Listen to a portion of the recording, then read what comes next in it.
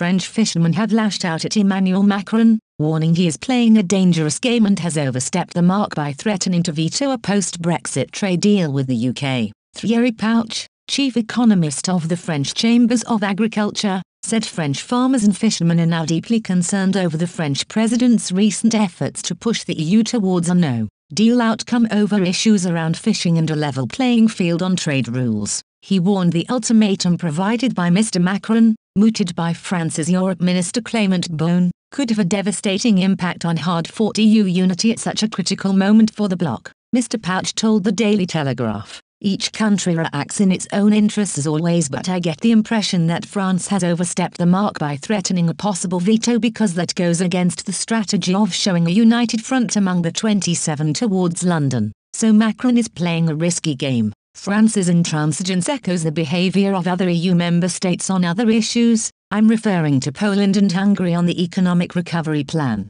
A new EU civil war has broken out after Hungary and Poland have blocked Brussels' upcoming £1.60 billion budget over 7 years and the huge coronavirus recovery package, which contains clauses linking funding to respect for the rule of law. Mr. Pouch explained, France is doing likewise on Brexit. I think it is very dangerous for the EU to have so many states that are not pulling in the same direction. France has strongly denied it is acting in its own interests with renewed threats to veto a Brexit trade deal if its demands on fishing rights and the level playing field are not adhered to. Mr. Beaune has admitted while it would be naive to deny there were different concerns within EU member states, the mandate from chief negotiator Michel Barnier is detailed and we are sticking with it. He added, the main players have all realigned behind the same position. There is unity on the message and on the strategy. France's Europe minister also insisted. German Chancellor Angela Merkel also defends our demands. Mr. Beaune said, she knows the European market well enough to guess how the German economy would suffer from a bad agreement.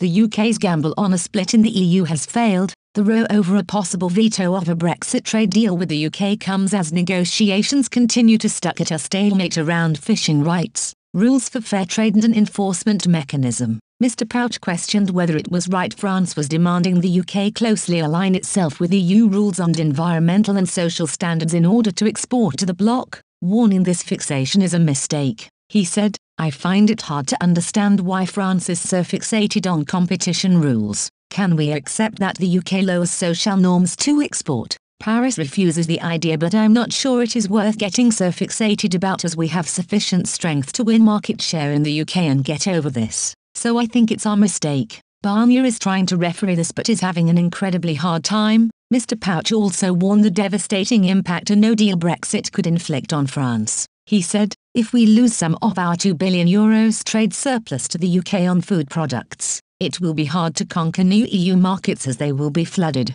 That is what happened when we slapped an embargo on Russia in 2014. The chief economist of the French Chambers of Agriculture warned 3 regions in France are particularly worried about the effects a no-deal outcome with the UK would have on exports: alcoholic beverages, dairy products, fruit and vegetables and biscuits and bakery. The Hauts-de-France region in the north of the country is worried about a loss of export on cereals, animal feed and grain. The Grand Estate region in northeastern France is extremely concerned about losing market share on bakery products, while the Bordeaux region is very worried about wine. The French Chambers of Agriculture believes customs tariffs on European and French dairy products being exported to the UK could surge by as much as 40%, with Mr. Pouch also warning, these could reach 80–100% on some products, such as cheese. He also issued a stern warning to the UK, warning the British could be hit by a double whammy in the event of a no-deal that would see prices skyrocket because of new customs tariffs on products and lower purchasing power due to the value of the pound falling against the euro.